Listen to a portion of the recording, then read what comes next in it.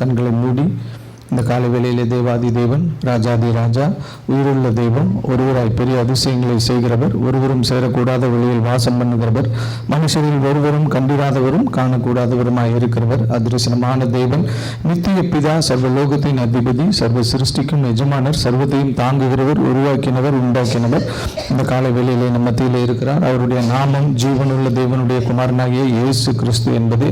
அவரை தான் நாம் துதிக்க வந்திருக்கிறோம், அவரை தான் நாம் ஆராதிக்க வந்திருக்கிறோம், அவருடைய நாமத்தை சங்கீர்த்தனம் பண்ண வந்திருக்கிறோம். ஒரு விசை கூட அப்பா பிதாவே என்று கூப்பிட பண்ணுகிற புத்திர சுகாரத்தின் ஆவியை தந்திருக்கிறவர் இந்த வேளையிலே நம்ம மத்தியிலே இருக்கிறார். அவரே என்றென்றைக்கும் நம்முடைய தெய்வமாய் இருக்கிறார், நம்முடைய இரட்சகராய் இருக்கிறார், நம்முடைய மீட்பராய் இருக்கிறார், நம்முடைய அடைக்கலம், நமக்காக எல்லாவற்றையும் செய்து முடித்திருக்கிறவர். அவருடைய நாமம் ஜீவனுள்ள தேவனுடைய குமாரனாகிய இயேசு கிறிஸ்து என்பதே. நல்லவர், நன்மை செய்கிறவர், கிருபை நிறைந்தவர், உண்மை உள்ளவர், வாக்கு மாறாதவர், ஜீவனின் அதிபதி. அவர்தான் நம்முடைய தஞ்சம், துருகம், கோட்டை. நாம் நம்பி இருக்கிறவர். அப்பா, இந்த காலை வேளையில நம்முடைய சமூகத்தில் நாங்கள் வந்திருக்கிறது நல்லது. ஆகாமியரின் கூடாரங்களில் வாசமாய் இருப்பதை காட்டிலும் கர்த்தருடைய வீட்டில் இருப்பது நல்லது. தகப்பனே, இந்த காலை வேளையிலே ஆண்டவரே, நாங்கள் ஒரு மனுஷனுடைய ஐக்கியத்திற்காகவோ ஒரு மனுஷனுடைய சத்தத்தை கேட்பதற்காகவோ அல்ல. தகப்பனே, இந்த காலை வேளையிலே ஆண்டவரே உம்முடைய சமூகத்தில் வந்து உம்மை துதித்து, உம்மை ஆராதித்து, உம்மை தொழுது கொண்டு உம்முடைய நாமத்தை சங்கீர்த்தனம் பண்ணி ஆண்டவரே உம்முடைய பரிசுத்த பிரசன்னத்திற்கு நேராக எங்களை அர்ப்பணிக்க, எங்களை ஒப்பு கொடுக்க, எங்களை ஊற்றிவிட தகப்பனே இந்த வேளையில நாங்கள் வந்திருக்கிறோம். எங்கள் முழு உள்ளத்தோடு, எங்கள் முழு ஆத்மாவோடும், எங்கள் முழு சிந்தனைகளோடு உம்மில் அன்பு கூர்ந்து ஆண்டவரே உம்மை துதிக்க, உம்மை ஆராதிக்க நாங்கள் வந்திருக்கிறோம். ஒரு விசை கூட உம்முடைய செம்மையான தூய தேவ ஆவியானவர், பரிசுத்த ஆவியானவர் ஆண்டவரே இந்த வேளையில எங்களுக்குள்ள கிரியை நடப்பிப்பு ஆண்டவரே அவருடைய அபிஷேகம் எங்கள் மத்தியில ஊற்றப்படுவதாக, அவருடைய அக்கினி அபிஷேகம் எங்கள் மத்தியில இருக்கட்டும். ஆண்டவரே அவர் எங்களுக்குள்ள உலாவி எங்களை ஜீவனுள்ள தேவனுடைய ஆலயமாய் மாற்றுவாராக. ராஜா, இந்த ஆலய ஆராதனைக்கு விரோதமாய் கிரியை நடப்பிக்கிற எல்லா பொல்லாத பிசாசின் அந்தகார வல்லமைகள் நசரேயனாகிய இயேசு கிறிஸ்துவின் நாமத்தினாலே கடிந்து அப்புறப்பட்டு போவதாக. ஒரு மனுஷனுடைய கால்களும் இதற்கு விரோதமாய் எழும்பி வர முடியாதபடி, ஒரு மனுஷனுடைய நினைவுகளும் இதற்கு விரோதமாய் இல்லாதபடி தகப்பனே எங்களை சுற்றிலும் வேலி அடைப்பீராக, உம்முடைய சட்டைகள் நிலையில் மறைத்துக் கொள்வீராக. ராஜா, இன்றைக்கு எங்களோடு கூட நீர் பேசுவீராக. உம்முடைய வல்லமை உள்ள வார்த்தைகள் எங்கள் மத்தியில் வரட்டும். எங்களுக்கு ஆறுதலாக இருக்கட்டும், எங்களுக்கு அற்புதமாக இருக்கட்டும், எங்களுக்கு அதிசயமாக இருக்கட்டும். வர தடைப்பட்டிருக்கிற உம்முடைய பிள்ளைகள் ஒவ்வொருவரும் எங்கள் மத்தியில் கொண்டு வருவீராக. ஆண்டவரே உம்முடைய நாமத்தை மகிமைப்படுத்துவீராக. எங்கள் மீட்பெரும் எங்கள் இன்ப இரட்சகருமாய் இருக்கிற கர்த்தராகிய இயேசு கிறிஸ்துவின் நாமத்தில் ஜெபம் வேண்டுகிறோம் எங்கள் ஜீவனுள்ள நல்ல தகப்பனே, ஆமென். உதவி வரும் கண்ணலை நோக்கி பார்க்கின்றேன், வானமும் வையமும் படைத்தவரை நான் பார்க்கின்றேன். உதவி வரும் கண்மலை நோக்கி பார்க்கின்றேன், வானம் வையமும் படைத்தவரை நான் பார்க்கின்றேன். கால்கள் தள்ளாட விடமாட்டார், காக்கும் தேவன் உறங்க மாட்டார். கால்கள் தள்ளாட விடமாட்டார், காக்கும் தேவன் உறங்க மாட்டார். இஸ்ரவேலை காக்கிறவர் என்னாலும் தூங்க மாட்டார். இஸ்ரவேலை காக்கிறவர் என்னாலும் தூங்க மாட்டார். உதவி வரும் கண்மலை நோக்கி பார்க்கின்றேன், வானமும் வைரமும் படைத்தவரை நான் பார்க்கின்றேன். உதவி வரும் கண்மலை நோக்கி பார்க்கின்றேன், வானம் வையமும் படைத்தவரை நான் பார்க்கின்றேன். கர்த்தர் என்னை காக்கின்றார், எனது நிழலாய் இருக்கின்றார். கர்த்தர் என்னை காக்கின்றார், எனது நிழலாய் இருக்கின்றார். பகலினிலும் இரவினிலும் பாதுகாக்கின்றார், பகலினிலும் இரவினிலும் பாதுகாக்கின்றார். உதவி வரும் கண்மலை நோக்கி பார்க்கின்றேன், வானமும் வையமும் படைத்தவரை நான் பார்க்கின்றேன்.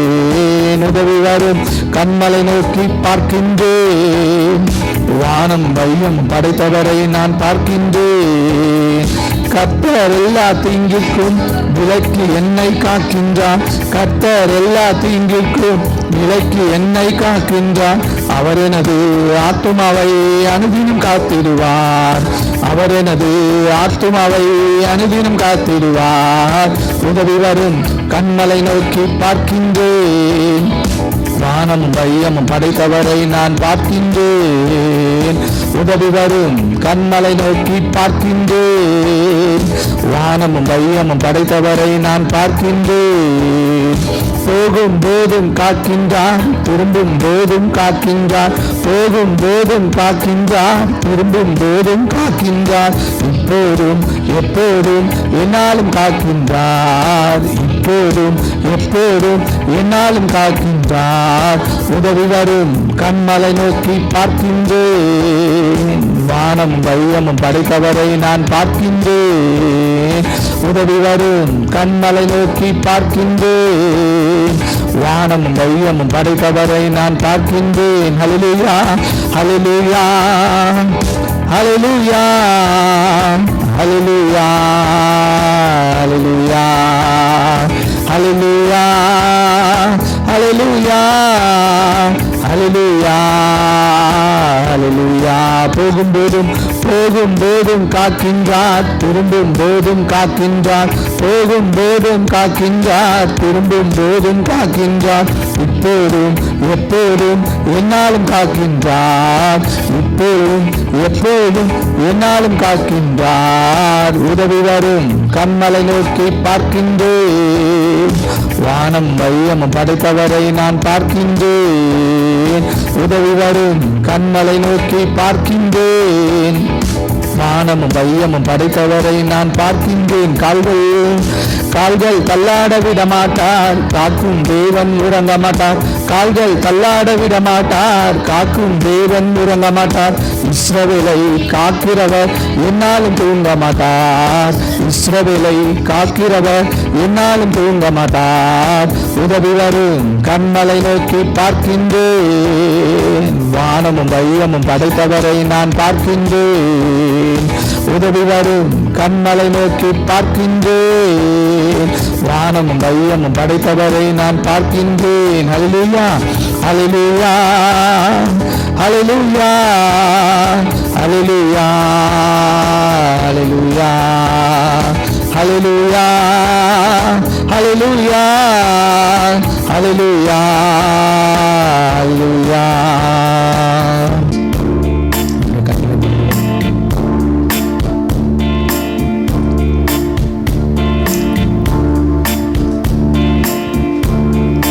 லாசரு வியாதியா இருந்த பொழுது கர்த்தரிடத்துல ஒரு மெசேஜ் சொல்லி அனுப்புறாங்க. ஆண்டவராகிய இயேசு கிறிஸ்துவின் இடத்துல மெசேஜ் சொல்லி அனுப்புறாங்க. அவர் வேற ஒரு ஊர்ல இருந்தார். லாசரு பெத்தானியாவில் இருந்தார். அப்போ அவங்க மெசேஜ் எப்படி சொன்னாங்க அப்படின்னு பார்த்தீங்கன்னா, நீர் நேசிக்கிற உன்னுடைய நண்பன் வியாதியாய் இருக்கிறான். நீ நேசிக்கிற உன்னுடைய நண்பன் வியாதியாய் இருக்கிறான் என்று சொல்லி அனுப்புனாங்க. அவங்க எப்படி சொல்லல அப்படின்னு பார்த்தீங்கன்னா, உங்களை நேசிக்கிற லாசரு வியாதியாய் இருக்கிறான்னு ஆண்டவர்கிட்ட சொல்லல. ஆண்டவர்கிட்ட எப்படி மெசேஜ் சொன்னாங்கன்னா, நீ நேசிக்கிற லாசரு வியாதியாய் இருக்கிறான். நான் சொல்றதுடைய அர்த்தம் உங்களுக்கு புரியும். லாசரு உம்மை நேசிக்கிறானே, அவன் வியாதியா இருக்கிறான்னு சொல்லல. நீர் நேசிக்கிறீரே லாசரு, அவன் வியாதியா இருக்கிறான் என்று சொல்லி அனுப்பினார். இதுல ஒரு பெரிய ரகசியம் மறைந்திருக்கிறது. இன்னைக்கு நம்முடைய வாழ்க்கையில் இருக்கிற பிரச்சனைகளையும் கூட நம்ம எப்படி பார்க்கணும் அப்படின்னா, ஆண்டவரே நீர் நேசிக்கிற உம்முடைய மகன் தாகமாய் இருக்கிறேன். ஆண்டவரே நீர் நேசிக்கிற உம்முடைய மகன் கடன்ல இருக்கிறேன். ஆண்டவரே நீர் நேசிக்கிற உம்முடைய பிள்ளை ஆதரவற்று இருக்கிறேன்.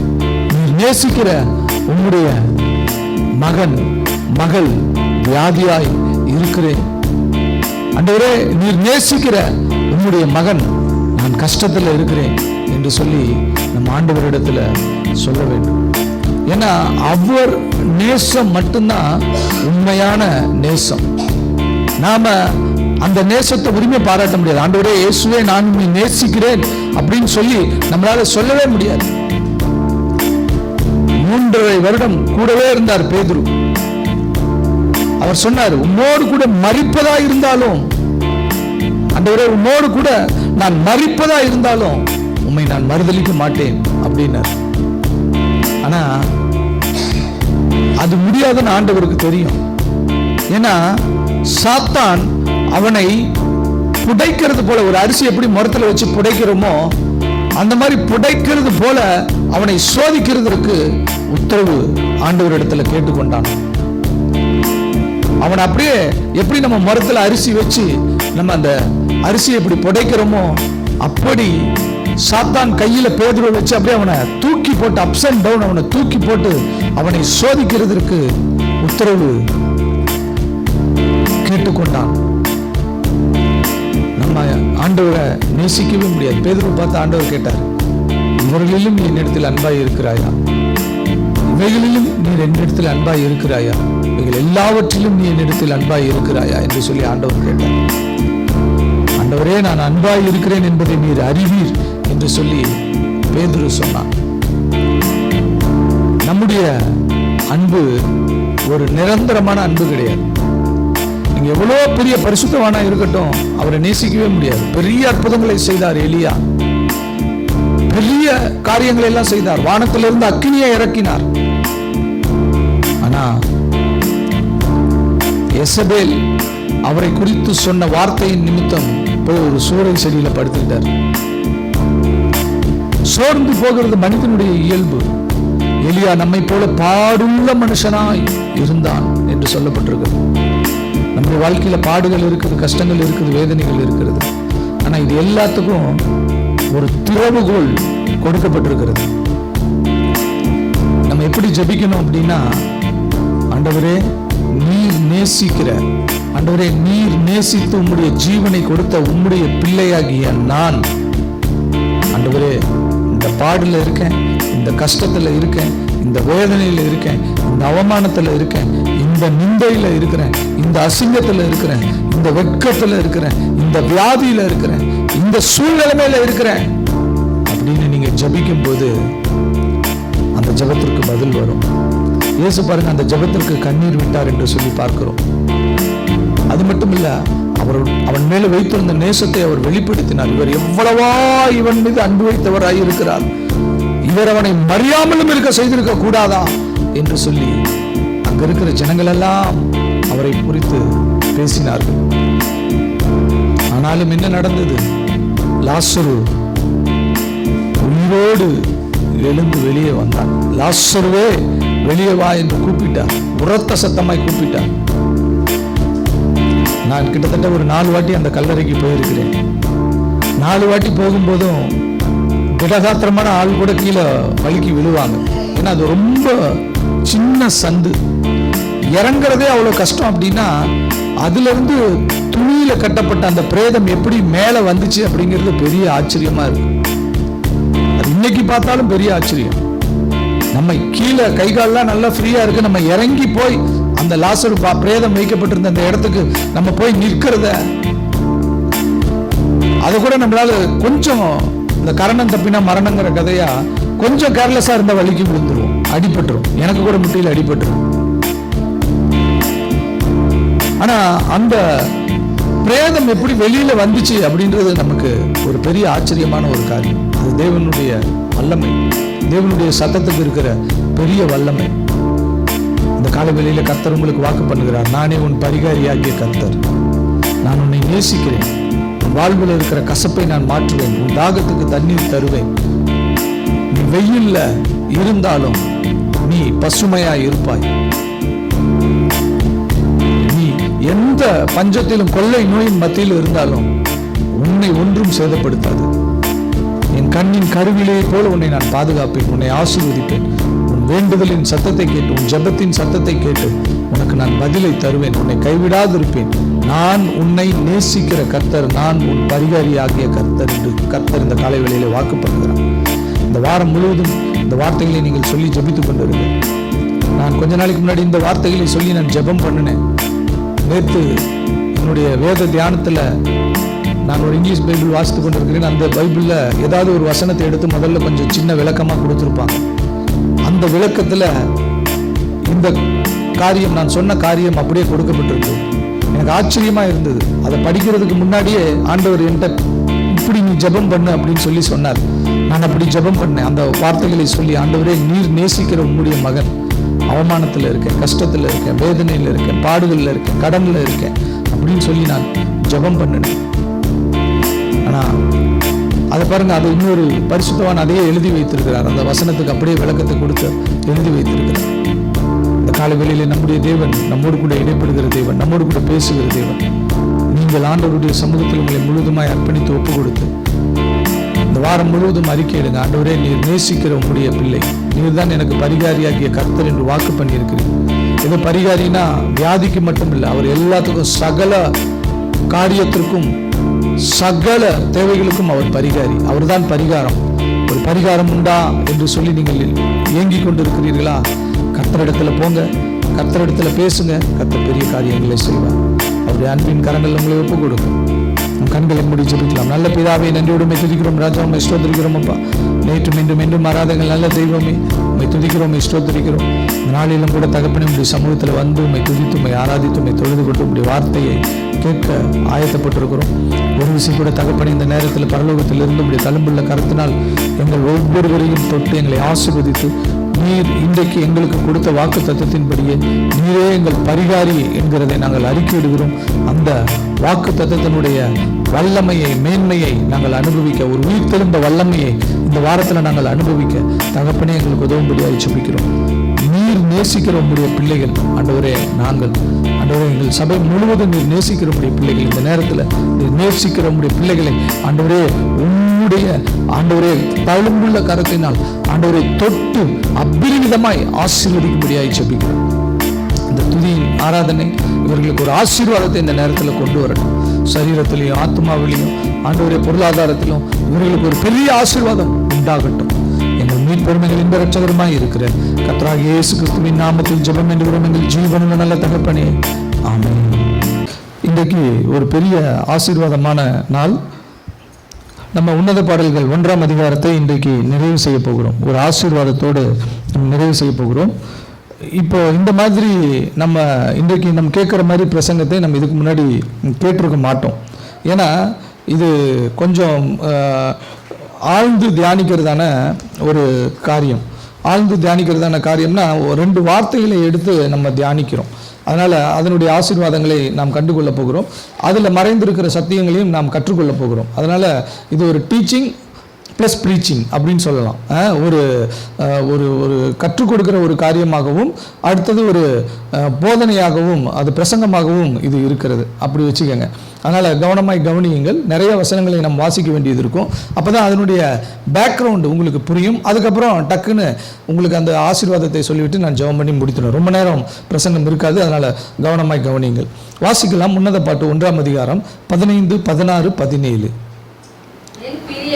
என் பிரியமே, நீ ரூபவதி, நீ ரூபவதி, உன் கண்கள் புறா கண்கள், நீ ரூபமுள்ளவர், என் நேசரே, நீர் இன்பமானவர், நம்முடைய மஞ்சம் பசுமையானது, நம்முடைய வீட்டின் முத்திரங்கள் கேதுரு மரம், நம்முடைய மச்சு தேவதாரு மரம். கவனியுங்கள். இந்த 3 வசனங்களில் 15, 16 நம்ம தியானித்து முடித்து விட்டோம். 15ஆம் வசனத்தில் புறாவை பற்றி நாம் தியானித்தோம். 16ஆம் வசனத்தில் என் நேசரே, இன்பமானவரே என்கிறதான காரியங்களை, வார்த்தைகளை நாம் தியானித்தோம். இப்போது 17ஆம் வசனத்தை தியானித்து இந்த வாரத்தோடு உன்னத பாடல்கள் 1ஆம் அதிகாரத்தை நாம் முடிக்கப் போகிறோம்.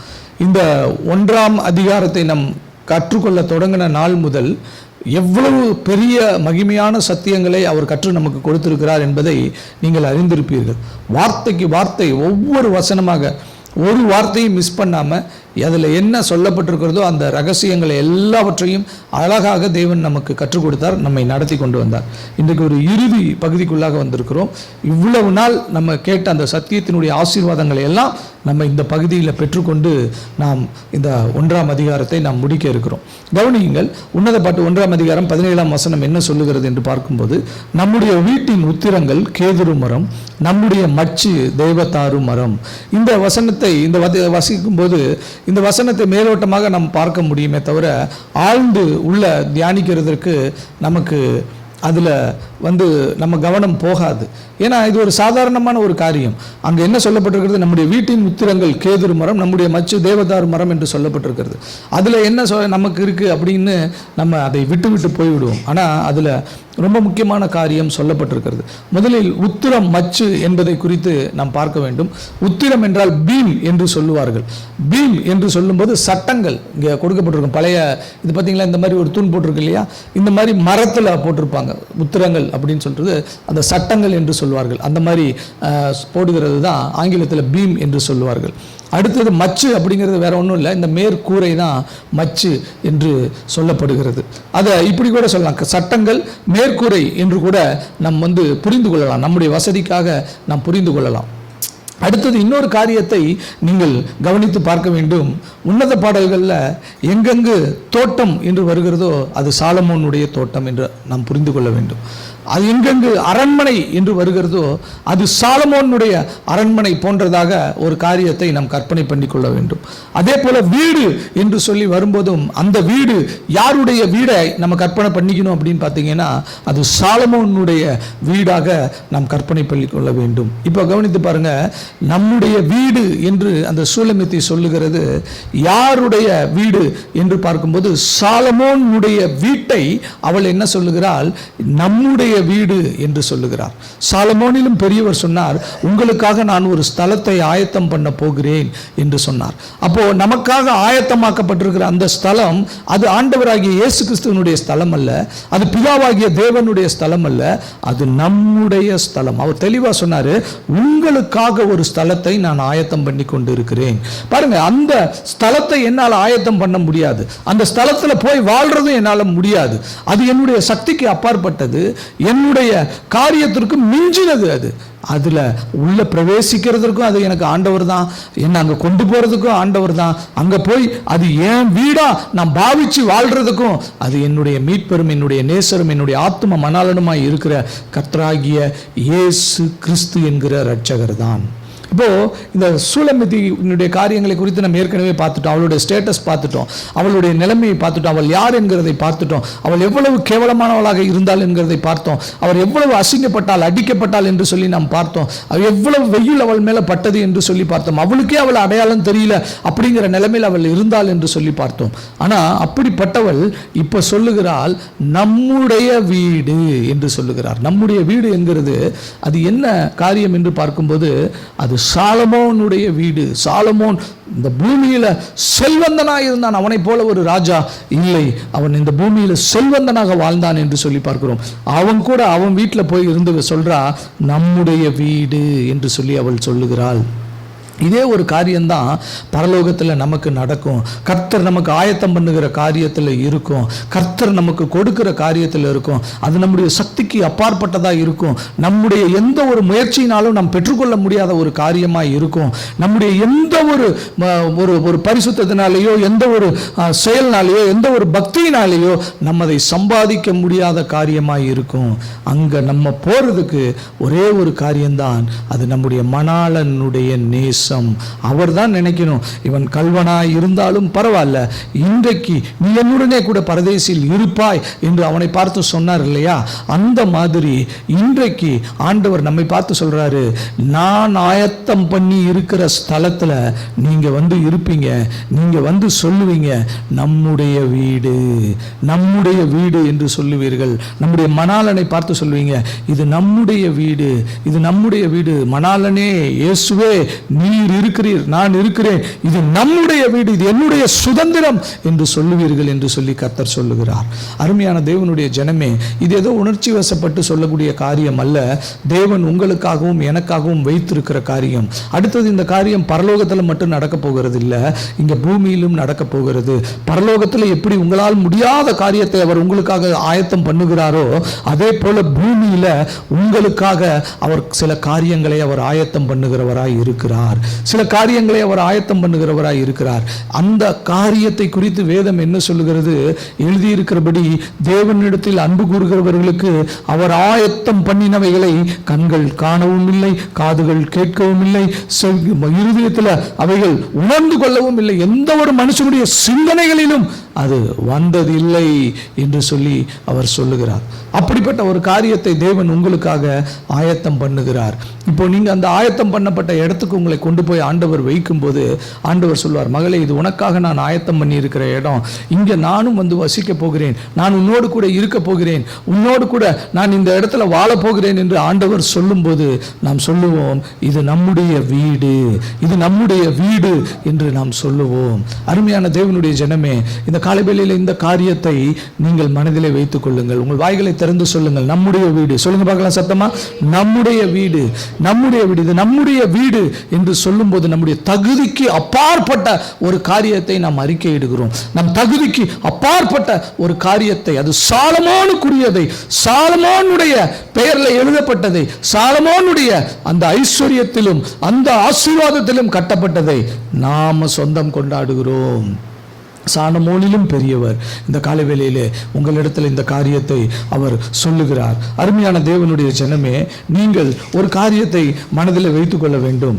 இந்த காரியம் அங்கு சொல்லப்பட்டிருக்கிறது. முதல்ல அந்த வீடை குறித்து நான் உங்களுக்கு சொன்னேன், அந்த வீட்டினுடைய காரியங்களை குறித்து சொன்னேன். உன்னத பாட்டின் புஸ்தகத்தில் சொல்லப்பட்டிருக்கிற எல்லா காரியங்களும், எல்லா சொத்து, எல்லா ஆஸ்திகளின் தோற்றமும் எது அப்படின்னு பார்க்கும்போது அது சாலமோனுடைய காரியமாக நீங்கள் பார்க்க வேண்டும். சாலமோன் திரும்ப ஒரு வீட்டை அவனுக்கு உண்டு பண்ணினான். அந்த வீட்டை குறித்து சொல்லப்பட்டிருக்கிறது. வாசிங்க 1 ராஜாக்கள் 7ஆம் அதிகாரம் 2ஆம் வசனத்தை எடுத்து வாசிங்க பார்க்கலாம். 1 ராஜாக்கள் 7ஆம் அதிகாரம் 2ஆம் வசனம். சீக்கிரமா எடுத்து வாசிங்க பார்க்கலாம்.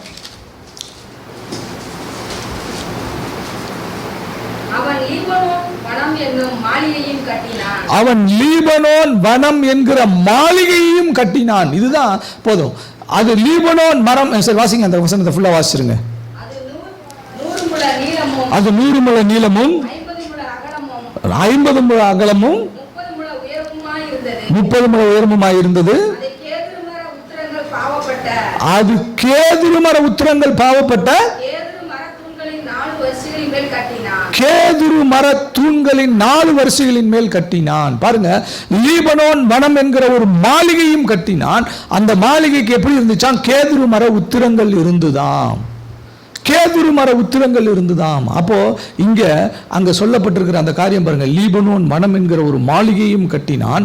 அதுல எல்லாமே கேதுரு மரம். கேதுரு மரத்தினால 4 தூண்களை உண்டு பண்ணி அந்த 4 தூண்களின் மேல அந்த மாளிகையை அவன் கட்டினான் என்று சொல்லி பார்க்கிறோம். அதையும் கேதுரு மரங்களால் அவன் கட்டினான் என்று சொல்லி பார்க்கிறோம். அப்போ இந்த கேதுரு மரம் அப்படிங்கிறது ரொம்ப ராஜாக்கள் விரும்புகிற ஒரு விசேஷித்த ஒரு மரமாக இருக்கிறது.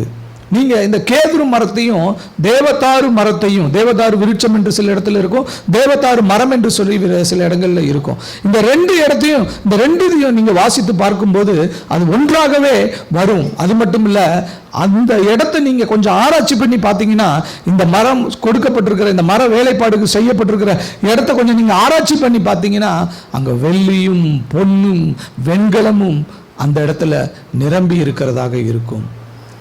நீங்க போய் வீட்டில் வாசிச்சு பாருங்களேன். எங்கெங்கெல்லாம் இந்த கேதுரு மரம் என்று சொல்லப்பட்டிருக்கிறதோ, எங்கெங்கெல்லாம் இந்த தேவதாரு மரம் என்று சொல்லப்பட்டிருக்கிறதோ, அந்த மரங்கள் இருக்கிற இடத்துல எல்லாம் வெள்ளியும் பொன்னும் அப்படியே நிறைந்திருக்கும் என்று சொல்லி பார்க்கிறோம். தாவீது தன்னுடைய நாட்கள்ல கல்லை போல வெள்ளியையும் பொன்னையும் பெருக பண்ணினானாம். கல்லை போல வெள்ளியும் பொன்னையும் பெருக பண்ணினானாம். காட்டத்தி மரம், இஸ்ரவேல்ல நீங்க எங்க பார்த்தாலும் காட்டத்தி மரம் இருக்கும். எந்த பள்ளத்தாக்க பார்த்தாலும் காட்டத்தி மரம் இருக்கும். காட்டத்தி மரத்தை போல கேதுரு மரங்களை அவன் பெருக பண்ணினானாம். நீங்க வேதத்துல இருக்கு, அப்படியே சொல்லப்பட்டிருக்கிறது. கற்களை போல, கல்லு மண்ணை போல தங்கத்தையும் வெள்ளியும் அவன் பெருக பண்ணினான் என்று சொல்லி பார்க்கிறோம். காட்டத்தி மரத்தை போல அவன் என்ன செஞ்சானா? இந்த கேதுரு மரங்களை பெருக பண்ணினானாம். தாவீதினுடைய மாளிகையா இருக்கட்டும், சாலமோனுடைய மாளிகையா இருக்கட்டும், கேதுரு மரங்களால் கட்டப்பட்டவைகள், தேவதாரு விருட்சங்களால் கட்டப்பட்டவை.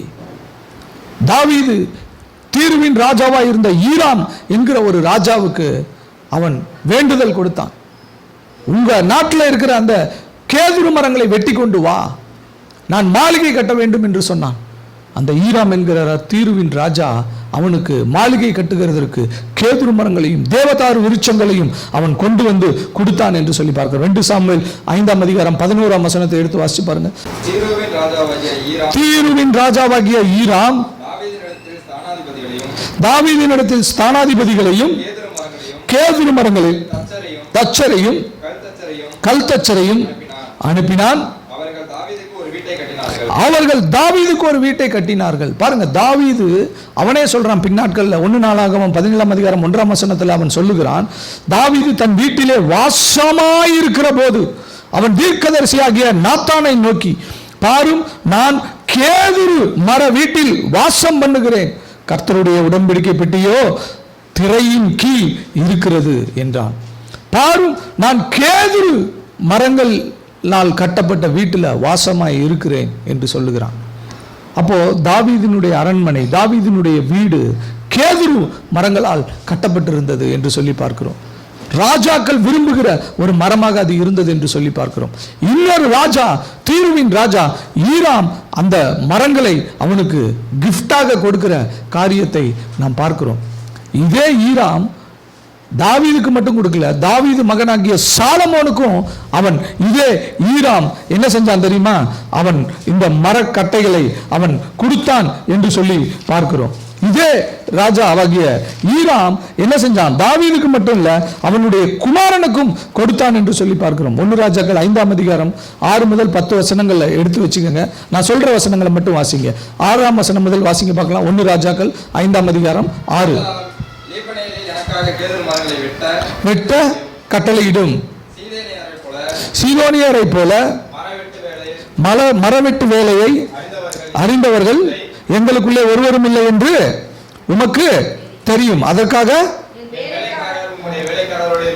இருப்பார்கள். நீர் சொல்வதின்படி எல்லாம்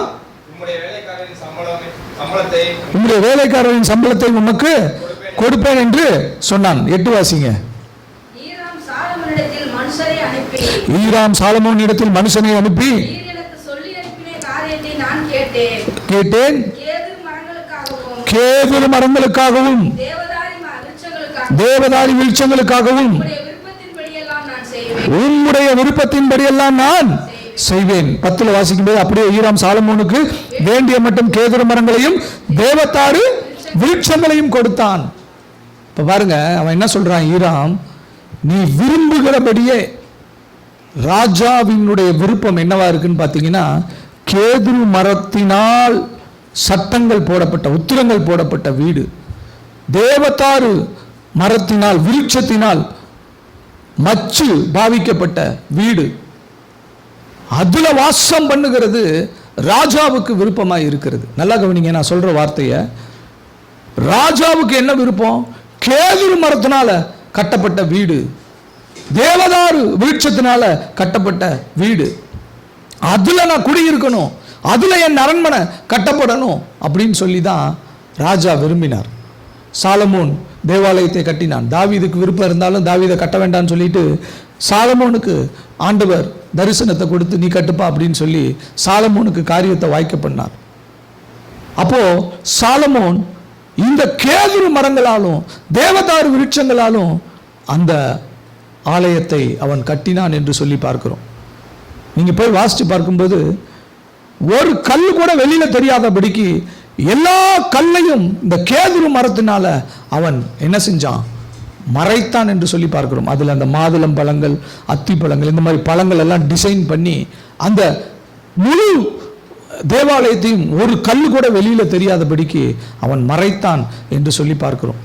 அதோட விசேஷமான ஒரு காரியம், மகா பரிசுத்த ஸ்தலம் இருந்த அந்த ஸ்தலத்தை மறைக்கிறதுக்கு கிட்டத்தட்ட 20 முழ நீளத்துக்கு கேதுரு பலகையினால ஒரு மறைப்பை செய்து அதுக்கு பின்னாடி அந்த மகா பரிசுத்த ஸ்தலத்தை அவன் வைத்தான் என்று சொல்லி பார்க்கிறோம். அப்போ கவனிச்சு பாருங்க, இந்த கேதுரு மரமும் இந்த தேவதாரு விருட்சமும் ஏன் இவ்வளவு விசேஷித்த இடத்துல வைக்கப்படுகிறது? அது வைக்கப்படுகிற இடத்துல தங்கமும் வெள்ளியும் ஏன் இருக்கப்படுகிறது? ஏன் கர்த்தரோடு சம்பந்தப்பட்ட மகா பரிசுத்த ஸ்தலத்துக்குள்ள இந்த கேதுரு மரங்கள் வைக்கப்பட்டிருக்கிறது? இதனுடைய காரியம் என்ன? இதனுடைய ரகசியம் என்ன? ஏன் இந்த மரத்துக்கு ஆண்டவர் இவ்வளவு ஒரு விசேஷித்த ஒரு காரியத்தை கொடுத்தார்? இதெல்லாம் நம்ம சிந்தித்து பார்க்கிறதே இல்லை. அந்த வசனத்தின் ஆழம் அந்த வெளிச்சத்தை நமக்கு கொடுக்கிறது. அங்க சொல்ற அந்த சூலமித்தி, மணாளனே நம்முடைய வீடு அவ பார்க்கிறாள், அது கேதுரு மரங்களாலும் தேவதாரு விருட்சங்களாலும் அலங்கரிக்கப்பட்டிருக்கிறது, செய்யப்பட்டிருக்கிறது. அங்க அந்த இடத்துல அந்த மணாளன் அந்த மணவாளியோடு அவர் மகிழுகிறார். இது எவ்வளவு பெரிய ஆவிக்குரிய சத்தியம் தெரியுமா? எவ்வளவு பெரிய ஆவிக்குரிய சத்தியம் தெரியுமா? நீங்க அந்த பொட்டானிக்கல் ஸ்டேட்டஸ் இந்த மரத்துக்கு நம்ம பார்க்கும்போது பொட்டானிக்கல் நேம் இல்லை, பொட்டானிக்கல் ஸ்டேட்டஸ், அதாவது தாவர இயல் சார்ந்த நிலை. அந்த மரத்தை, இந்த 2 மரத்தை குறித்து நம்ம பார்க்கும்போது அந்த தாவரவியல் அறிஞர்கள் என்ன சொல்றாங்க, ஒரு கேதுரு மரத்தினுடைய ஆயுட்காலம் 2000 வருஷங்களுக்கு மேலாக இருக்குமா. 2000 வருஷங்களுக்கு மேலாக இருக்குமா. உங்களுக்கு நம்ப முடியாது. கெத்செமனே தோட்டத்தில் நான் பார்த்திருக்கிறேன். இயேசு ஆண்டவர் உயிரோடு இருந்தப்ப இருந்த சில ஒலிவ மரங்கள் இன்றைக்கும் அந்த இடத்துல இருக்கிறது. நான் அதை தொட்டிருக்கிறேன். ஆண்டவர் உயிரோடு இருந்த நாளில் இருந்து இன்னைக்கு வரைக்கும் அந்த தோட்டத்தில் ஒரு சில மரங்கள், ஒரு சில, எல்லாம் இல்லை, ஒரு சில மரங்கள் உயிரோடு இன்றைக்கு வரைக்கும் அது பலன் கொடுத்து கொண்டு இருக்கிறது. கேது மரங்களை குறித்து நாம் வாசித்து பார்க்கும்போது ஆச்சரியமாக இருக்கிறது எனக்கு. 2000 வருஷங்களுக்கு மேலாக இருக்குமா. அது மட்டும் இல்லை, ஓங்கி வளருமா, மிகப்பெரிய உயரமாய் அது இருக்குமா. அது மட்டும் இல்லை, எந்த ஒரு கரையானோ, எந்த ஒரு புழு பூச்சோ, எந்த தாவரத்துக்கு வருகிற நோயோ அதை தாக்கவே முடியாதான். அது ரொம்ப நல்ல ஸ்ட்ராங்கான உட்டா இருக்குமா. அது வீடு கட்டுகிறதற்கு உண்டான அந்த வலிமையை அந்த மரம் பெற்றதாக இருக்குமா. அந்த மரம் தாவர இயல் நிலையை நம்ம அதை பார்க்கும்போது அதை குறித்து அப்படி சொல்லப்பட்டிருக்கிறது. அதுக்கடுத்து இந்த தேவதாரு விருட்சத்தை நம்ம பார்க்கும்போது, இந்த தேவதாரு மரத்தினுடைய அந்த நிலை, தாவர இயல் நிலையை குறித்து பார்க்கும்போது அது குறித்தும் சொல்லப்பட்டிருக்கிறது. அதுக்கும் நீண்ட ஆயுள் இருக்கிறதா.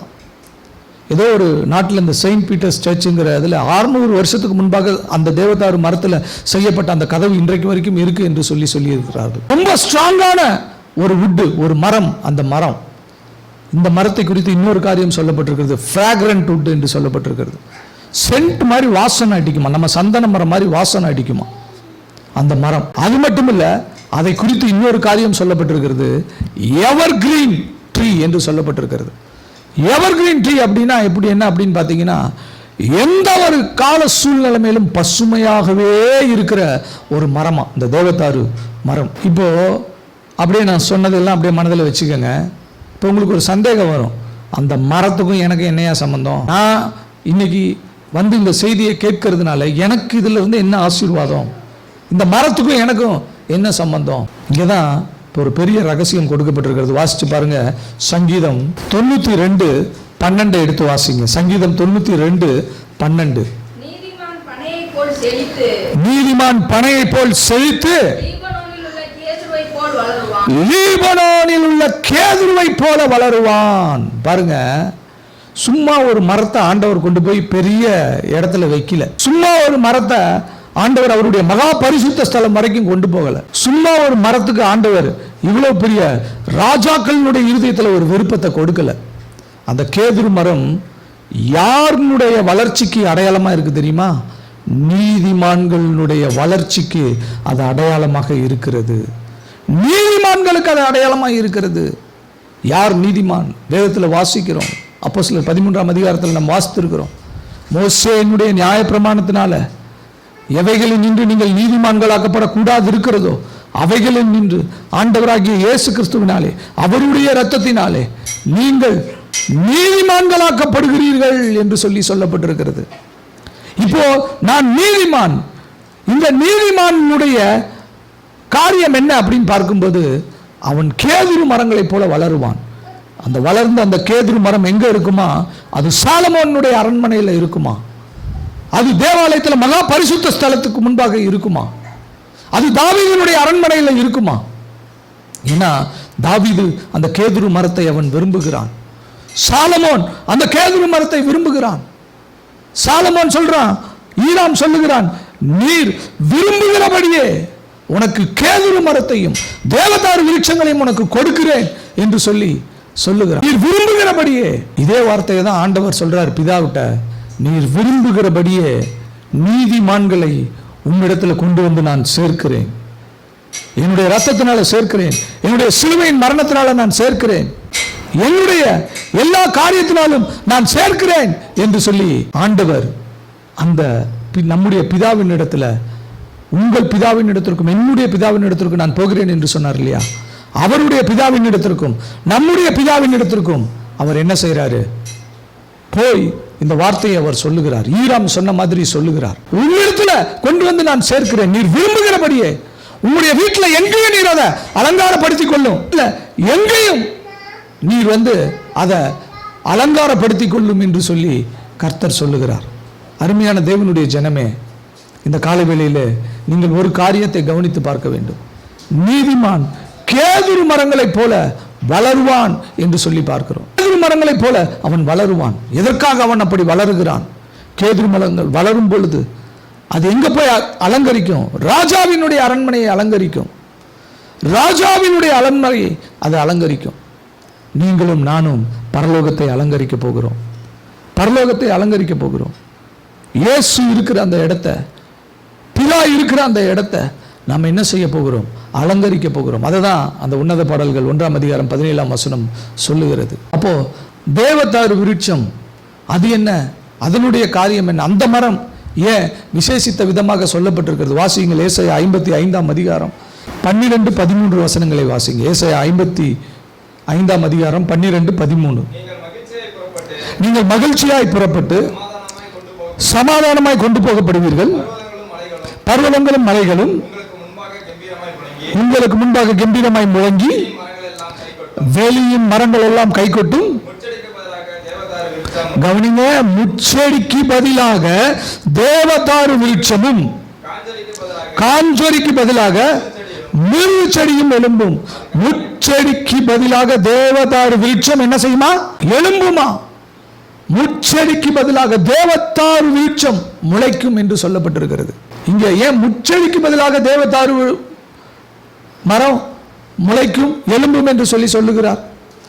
ஏன் முச்செடிக்கு பதிலாக அந்த காரியத்தை சொல்லுகிறார்? கவனித்து பாருங்கள். ஆதாமும் ஏவாளும் பாவம் செய்த போது, பூமி அவன் நிமித்தம் சபிக்கப்பட்ட போது, அவனுக்கு அது முள்ளை முளைப்பிக்கும் என்று சொல்லி கர்த்தர் சொன்னார். உன் நிமித்தம் இந்த பூமி சபிக்கப்பட்டிருக்கும், இது உனக்கு முள்ளும் கொறுக்கும் முளைப்பிக்கும் என்று சொல்லி ஆண்டவர் சொன்னார். இப்போ ஆண்டவராகிய இயேசு கிறிஸ்து சிலுவையில் மரித்தார். அவருடைய ரத்தம் இந்த பூமியில் சிந்தப்பட்டது.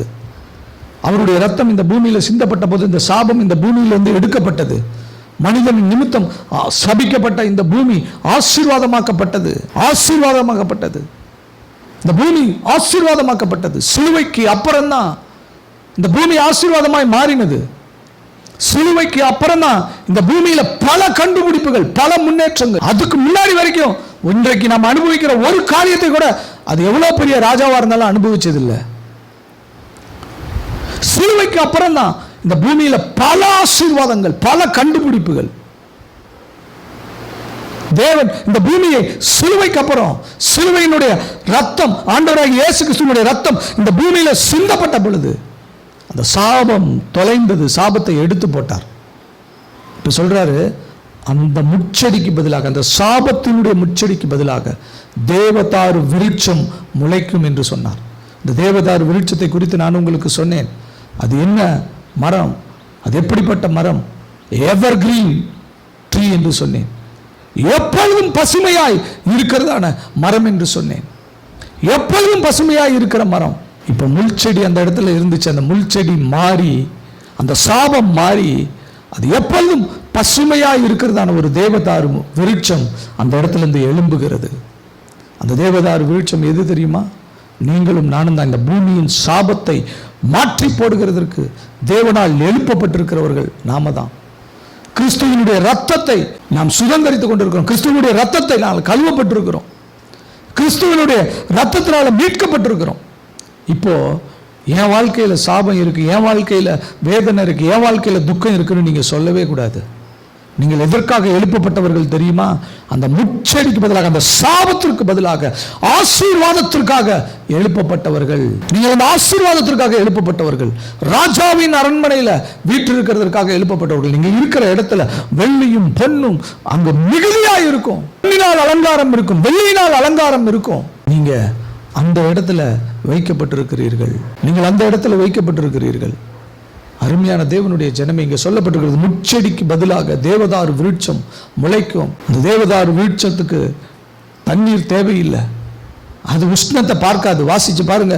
எரேமியாவினுடைய புஸ்தகம் 17ஆம் அதிகாரம் 8ஆம் வசனத்தை எடுத்து வாசிங்க. நாட்டப்பட்டதும் கால்வாய் ஓரமாக வேல்கள் விடுகிறதும் உஷ்ணம் வருகிறதை காணாமல் இலை பச்சையாய் இருக்கிறதும் வருஷத்திலும் தப்பாமல் மழை தாழ்ச்சியான வருஷத்திலும் தப்பாமல் கனி கொடுக்கிறதுமான மரத்தை போல் இருப்பான்.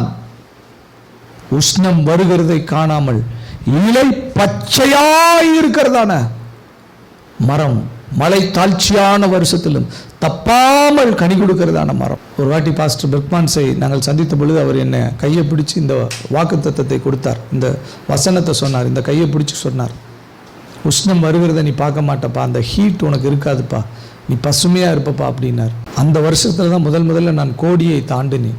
ஆண்டவர் சொன்ன அந்த வார்த்தை, அந்த தேவ மனுஷன் மூலமாக சொல்லப்பட்ட அந்த வார்த்தை, அருமையான தேவனுடைய ஜனமே, இன்றைக்கு இந்த காலை வேளையிலே ஆண்டவர் அப்படிப்பட்ட ஒரு காரியத்தை உங்களுடைய வாழ்க்கையில் வைத்திருக்கிறார்.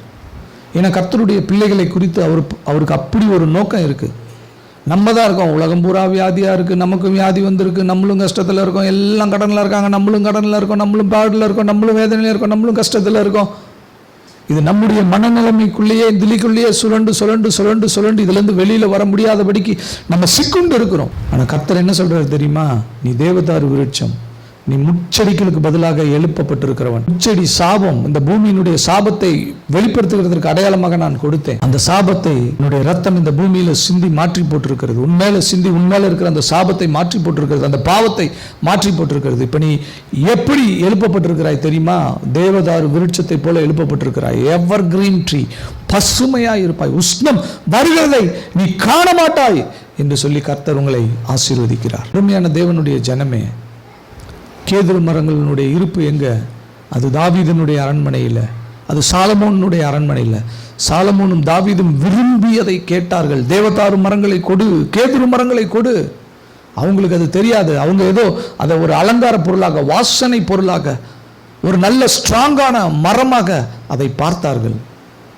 ஆனால் தேவன் அதை எப்படி தெரியுமா வச்சாரு? இது என் பிள்ளைக்கு அடையாளமாக இருக்கிறது, என் ரத்தத்தினால் கழுவப்படுகிற நீதிமானுக்கு அடையாளமாக இருக்கிறது. உன் அரண்மனையில் அதை வை, என் மகா பரிசுத்த ஸ்தலத்தில் அதை வை, என்னோட ஆலயத்தில் அதை வை, அதை சுற்றி பண்ணினால் எல்லா காரியங்களையும் அலங்கரி. அது இருக்கிற இடத்துல செல்வம் இருக்கணும், அது இருக்கிற இடத்துல பொன்னும் வெள்ளியும் மிகுதியா இருக்கணும். பூமியினுடைய கற்களை போல பொன்னை பெருக பண்ணு, பூமியினுடைய தூள்களை போல வெள்ளியை பெருக பண்ணு. அது அந்த மரங்கள் இருக்கிற இடத்துல எல்லாம் அதை அலங்கரி. அதற்காக, அதை வெறும் அந்த மரத்துக்காக இல்லை, அந்த மரத்துக்கு பின்பாக சொல்லப்பட்டிருக்கிற சத்தியத்திற்காக. அந்த மரம் யாரை குறிக்கிறது? உங்களையும் என்னையும் குறிக்கிறது. இயேசுவினுடைய ரத்தத்தினால கழுவப்பட்டிருக்கிற உங்களையும் என்னையும் குறிக்கிறது.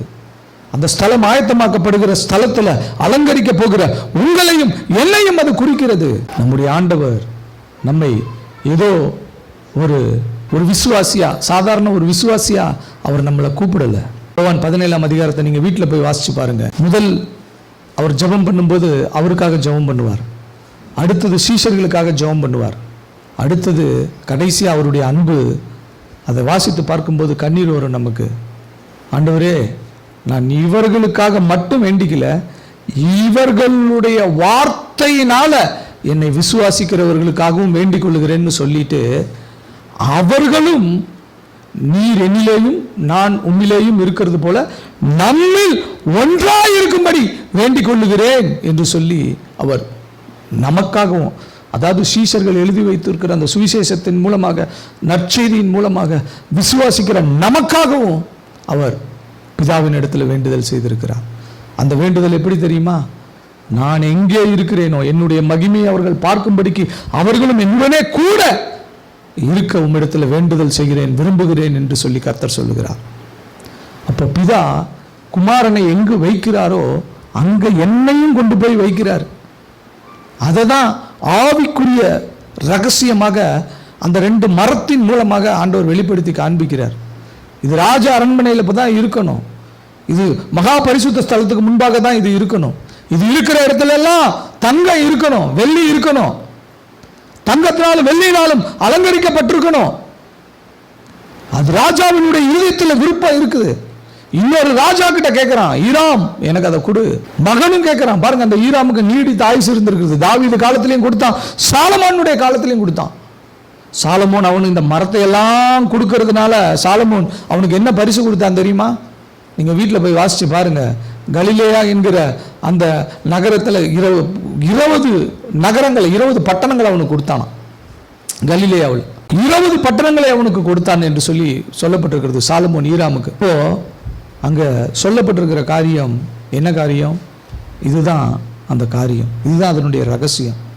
இது எல்லாவற்றுக்கும் மேலாக இந்த கேதுரு மரத்தினுடைய கட்டைக்கு இன்னொரு விசேஷமான காரியம் இருக்குது, தெரியுமா உங்களுக்கு? அது என்ன காரியம் அப்படின்னா, வியாதியாய் இருக்கிற மனுஷன், அதாவது குஷ்டரோகத்தில் இருக்கிறவன், அவனை தேவன் சுகமாக்கிட்டா அவனை சுத்திகரிக்கிறதுக்கு இந்த கட்டையின் மூலமாக அவனை சுத்திகரிப்பாங்களாம். வாசிச்சு பாருங்க, லேவியராகம புஸ்தகம் 14ஆம் அதிகாரம் 4ஆம் வசனத்தை எடுத்து வாசிங்க. சுத்திகரிக்கப்பட வேண்டியவனுக்காக உயிரோடு இருக்கும் சுத்தமான 2 குருவிகளையும் என்ன கட்டைங்க? கேதுரு கட்டையும் சிவப்பு நூலையும் கட்டளையிட கடவான். ஒன்றை கொல்ல சொல்லி கேதுரு கட்டையையும் சிவப்பு நூலையும் ஈசோப்பையும் எடுத்து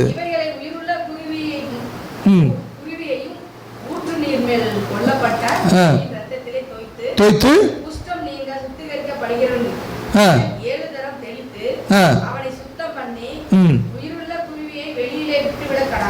உயிருள்ள குருவியை வெளியில விட்டுவிட கடவான். பாருங்க, சுத்திகரிக்கிறதற்கு அந்த கேதுரு கட்டை அந்த இடத்துல சொல்லப்பட்டிருக்கிறது, பயன்படுத்தப்பட்டிருக்கிறது. Purification for the leper. ஒரு குஷ்டரோகியை சுத்தம் பண்ணுகிறதற்கு இந்த கேதுரு கட்டை பயன்படுத்தப்படுகிறது. குஷ்டரோகம் இன்றைக்கு எதை உருவகப்படுத்துகிறது தெரியுமா? எதை அது உருவகப்படுத்துகிறது தெரியுமா? மெட்டஃபோராக எது இருக்கிறது தெரியுமா? லெப்பருக்கு, லெப்பரசிக்கு பாவம். இந்த நல்ல பாவம் அந்த நல்ல குஷ்டரோகத்திற்கு, அந்த நாளில் இருக்கிற குஷ்டரோகம் இந்த நாளில் இருக்கிற பாவத்துக்கு உருவகப்படுத்தப்படுகிறது. அப்போ அந்த பாவத்தை போக்குகிறதற்கு அங்கே சொல்லப்பட்டிருக்கிறது ரத்தம், ஈசோப்பு, அதற்கப்புறம் சிகப்பு நூல், அதற்கப்புறம் இந்த கேதுரு கட்டை. இந்த கேதுரு கட்டை எதை உருவகப்படுத்துது? நம்ம உருவகப்படுத்துது. அப்போ ஆண்டவர் என்ன சொல்றாரு? இந்த பாவம் நீங்குகிறதற்கு, இந்த பூமியில் இருக்கிற இந்த பாவத்தை நீக்குகிறதற்கு உன்னை நான் பயன்படுத்துகிறேன். Purification of the earth. இந்த பாவம், இந்த பூமியில் இருக்கிற பாவத்தை எல்லாம் நீக்குகிறதற்கு உன்னை நான் பயன்படுத்துகிறேன். ஜனங்களுடைய பாவங்களை நீக்குகிறதற்கு உன்னை நான் பயன்படுத்துகிறேன். அந்த கேதுரு கட்டையை அந்த இடத்துல அதை வச்சாரு. எதுக்காக வச்சாரு? எதற்காக அந்த கேதுரு கட்டை அந்த இடத்துல வைக்கப்பட்டது? பாவம் நீங்குகிறதற்கு, சுத்திகரிப்பு உண்டாவதற்கு அந்த கேதுரு கட்டையை ஆண்டவர் பயன்படுத்தினார். இன்றைக்கு சுத்திகரிப்பை உண்டாகுகிறதற்கு, அநேகரை சுத்திகரிக்கிறதற்கு ஆண்டவர் நம்மை பயன்படுத்த விரும்புகிறார். இந்த பூமியின் கடைசி பரியந்தம் எனக்கு நீ ரட்சிப்பாய் இருக்கும்படிக்கு உன்னை நான் தெரிந்து கொண்டேன் என்று ஆண்டவர் சொல்லுகிறார். நமக்கு அந்த வல்லமையை கொடுத்திருக்கிறார். ஒரு மனிதனுடைய பாவத்திலிருந்து அவனை விடுதலையாக்குகிற சத்தியத்தை ஆண்டவர் நம்ம கையில் கொடுத்திருக்கிறார். நீ கேதுரு கட்டை, நீ அந்த பியூரிஃபிகேஷனை செய்கிறவன். இதை தான் ஆண்டவர், இப்படிப்பட்ட சத்தியத்தை தான் அந்த இதில் ஆண்டவர் மறைத்து வைத்திருக்கிறார். கடைசியாக அப்படியே நான் அதை ஆர்டர் படுத்துகிறேன். அது தீர்க்காயுசுள்ள மரம், 2000 வருஷங்களுக்கு மேலாக இருக்கிற மரம், அது செழித்து ஓங்குகிற மரம், பசுமையாக இருக்கிற மரம், எவர்கிரீன், எந்த ஒரு நாளிலையும் அது பசுமையாக இருக்கும். அடுத்தது அது நறுமணம் உடையதாக இருக்கும். இயேசுவை அறிகிற அறிவின் வாசனை அது நறுமணம் உடையதாக இருக்கும். அதுக்கு அடுத்தது அது அரண்மனையில் இருக்கும். அதை சுற்றி பொன்னும் வெள்ளியும் அலங்கரிக்கப்பட்டிருக்கும். பொன்னும் வெள்ளியும் அலங்கரிக்கப்பட்டிருக்கும். அது ராஜாவினுடைய நேசத்துக்குரியதாய் இருக்கும்.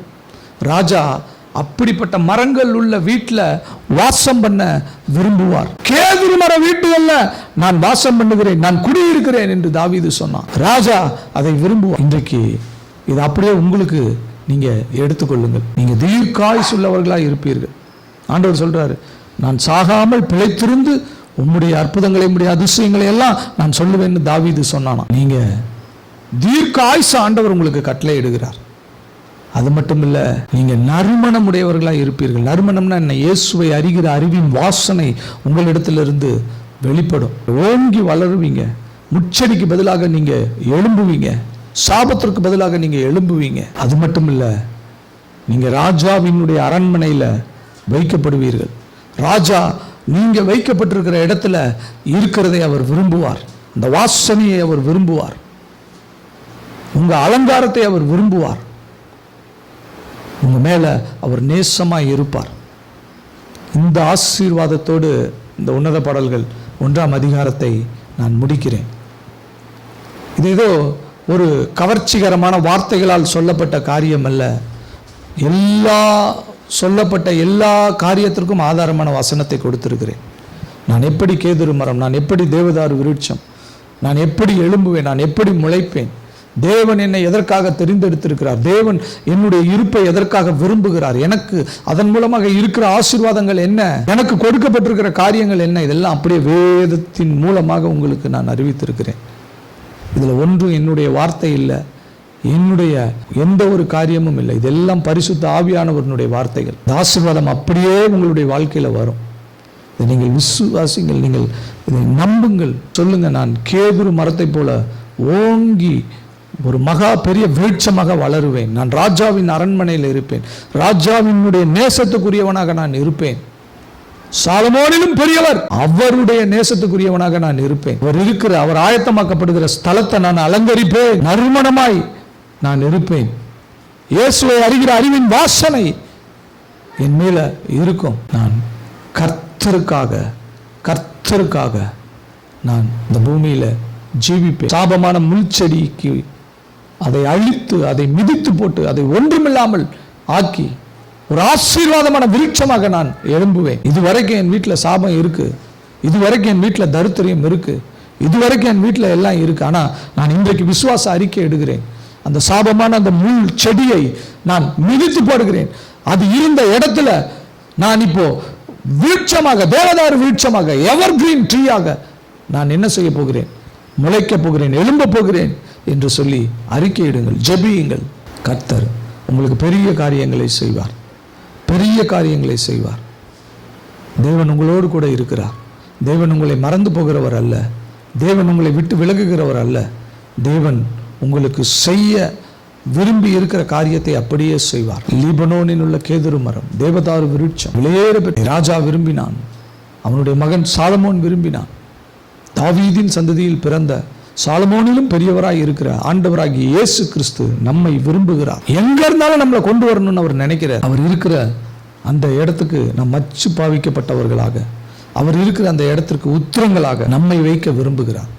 அவர் கேருபீன்களின் மத்தியில் வாசமாய் இருக்கிறார் என்கிற வசனம் பரலோகத்தில் இருக்காது. அவர் பரிசுத்தவான்களின் மத்தியில் வாசமாய் இருக்கிறார் என்கிற வசனம் அங்கே சொல்லப்பட்டிருக்கும், அங்கே அறியப்பட்டிருக்கும். இப்போதான் நம்ம சொல்கிறோம் அவர் கேருபீன்களின் மத்தியில் வாசமாய் இருக்கிறார். நம்ம போயிட்டோம்னா கேருபீனுக்கு அங்கே வேலை இல்லைங்க. நீ எல்லாம் நவரு, நீ எல்லாம் வேலை, சரி மினிஸ்டரிங் ஸ்பிரிட், நீ எல்லாம் வேலைக்காரன், நவரு, ஒதுங்கு ஒதுங்கு ஒதுங்கு. என் பிள்ளை என் ரத்தத்தினால மீட்கப்பட்ட என்னுடைய பிள்ளை, என் சொந்த குமாரனுடைய ரத்தத்தினால மீட்கப்பட்ட என்னுடைய பிள்ளை. அங்கே கேருபீன்கள் இருக்கிற இடத்த போய் நம்ம அலங்கரிப்போம். அது பார்க்கும், இவ்வளோ நாளாக நம்ம அங்கே உட்காந்துருந்தோம், பாடுறா நம்மளை தள்ளிட்டு அவனுங்களை கூப்பிட்டுக்கிட்டாரு. இதுதாங்க உண்மை, அதுதான் சத்தியம், அதை தான் அவர் விரும்புகிறார். அவர் இருக்கிற இடத்துல நம்ம அலங்காரமாக இருப்போம். நம்மோடு கூட அவர் வாழ விரும்புகிற தேவன், நம்மை ஒரு நாளும் புறம்பே தள்ளுகிற தேவன் அல்ல, நம்மை மறந்து போகிற தேவன் அல்ல. வாழ்க்கையில் நடக்கிற சில காரியங்களை வைத்து கடவுளை கணக்கு போடாதீங்க. கடவுளை நீங்கள் வாழ்க்கையில் நடக்கிற சில காரியங்களை வைத்து கடவுளை அற்பமாக எண்ணாதீங்க. அப்படியே தேவன் நம்மை நேசிக்கிற ஒரு தேவன். நீர் நேசிக்கிற லாசரு, சொல்லுங்க, நீர் நேசிக்கிற நான் என்று சொல்லி ஆண்டவரிடத்தில் சொல்லுங்க. அவருடைய நேசம் உங்களை எங்கே கொண்டு போய் வைக்கும் தெரியுமா? அவர் இருக்கிற இடத்துல, அவர் வாழுகிற இடத்துல கொண்டு போய் வை. இந்த பரிசுத்த ஜனங்களின் மத்தியில் நான் வாசம் செய்கிறேன் என்று ஒரு பெரிய ஒரு சந்தோஷத்தோடு அவர் நம்மோடு கூட இருப்பார். நம்முடைய பிதா அப்படிதான் நம்மை நேசிக்கிறார். நம்முடைய தேவன் அப்படிதான் நம்மை நேசிக்கிறார். நம்முடைய கர்த்தர் அப்படிதான் நம்மை நேசிக்கிறார். அருமையான தேவனுடைய ஜனமே, இந்த காலை வேளையில் உங்களை நேசிக்கிற நல்ல தகப்பன், உங்களை நேசிக்கிற நல்ல இயேசு கிறிஸ்து என்கிற அந்த இரட்சகர் ராஜா நம்மோடு கூட இடைப்பட்டிருக்கிறார். உங்களுக்கு இந்த ஆசீர்வாதங்களை எல்லாம் இந்த நேரத்தில் அவர் உங்கள் குடும்பத்தின் மேலே, உங்கள் சரீரத்தின் மேலே, உங்கள் மேலே அவர் இறங்க பண்ணுவார். அப்படியே கண்களை மூடி கர்த்தருடைய சமூகத்தில் முழங்கால் படிடுவோம். வேதத்தை அதிகமாக வாசித்துட்டு வாங்க, இங்கே சொல்கிற ஆசீர்வாதங்கள் எல்லாம் அப்படியே உங்களுக்கு வரும். அதை பெற்றுக்கொண்டு நீங்கள் போங்க. நீங்கள் பெரிய காரியங்களை செய்வீர்கள், பெரிய காரியங்களை நிச்சயமாய் செய்வீர்கள். கர்த்தர் உங்களோடு கூட இருப்பார். நல்ல பிதாவை நன்றியோடுமே துதிக்கிறோம் ராஜா, உம்மை ஸ்தோத்திரிக்கிறோம் அப்பா. நேற்றும் இன்றும் என்றும் மாறாத எங்கள் நல்ல தெய்வமே, இந்த நாளில் ஒரு ஆசீர்வாதத்தின் நாளாக எங்களுக்கு இந்த நாளை ஆசீர்வதித்து ஆண்டவரே தொடக்கம் முதல் முடிவு வரைக்கும் உடைய ஆசீர்வாதத்தை அப்படியே எங்களுக்குள்ள நீர் அனுப்பியிருக்கிற தயவுக்காக கிருபைகளுக்காக உமக்கு நன்றி. ஒரு விசேஷித்த விதமாக உங்களுடைய பிள்ளைகள் இது நாள் வரையிலும் இல்லாத அளவுக்கு ஒரு விசேஷித்த விதமாக இந்த நாளில் நம்முடைய பிள்ளைகள் ஆசீர்வதிக்கப்பட்டிருக்கிற தயவுக்காக கிருபைகளுக்காக உமக்கு நன்றி. ஆண்டவரே, ஒரு நிறைவாய் அவர்கள் போவார்களாக. எப்படி ஒரு பெரும் மழையில் நனைந்து உடல் முழுவதும் நனைந்து போகிற ஒரு மனிதனை போல ஒரு பெரும் ஆசீர்வாதத்தினால ஆண்டவரே இடம் கொள்ளாமல் போகும் மட்டும் ஆண்டவரை ஆசீர்வதிக்கிற ஆசீர்வாதத்தினால இவர்கள் ஆண்டவரை நனைக்கப்பட்ட அந்த ஆசீர்வாதத்தோடு கூட இவர்கள் போவார்களாக. சுகம், செழிப்பு, ஆரோக்கியம், ஆண்டவரை பொருளாதார ஆசீர்வாதம் இவர்களுக்கு இந்த நேரத்தில் அவர்களுடைய சரீர பிரகாரமாக ஊற்றப்படட்டும், அவங்க வீட்டுக்குள்ளே ஊற்றப்படட்டும். நம்முடைய பிள்ளைகள் ஆசீர்வதிக்கப்பட்ட பிள்ளைகளாக காணப்படுவார்களாக. ஒவ்வொருவரும் ஆண்டவரே உம்முடைய ராஜ்ய மேன்மைக்காக எழுந்து பிரகாசிப்பார்களாக. அந்த கேதுரு கட்டை போல ஆண்டவரை பியூரிஃபிகேஷன் பண்ணுகிற சுத்திகரிக்கிற ஒரு காரியத்தை, ஒரு ஊழியத்தை அவர்கள் செய்வார்களாக. உம்முடைய பிள்ளைகளை நிறைவாய் ஆசீர்வதித்து உம்முடைய பிள்ளைகளை ஆசீர்வாதத்தின் ஊற்றுகளாக மாற்றுவீராக.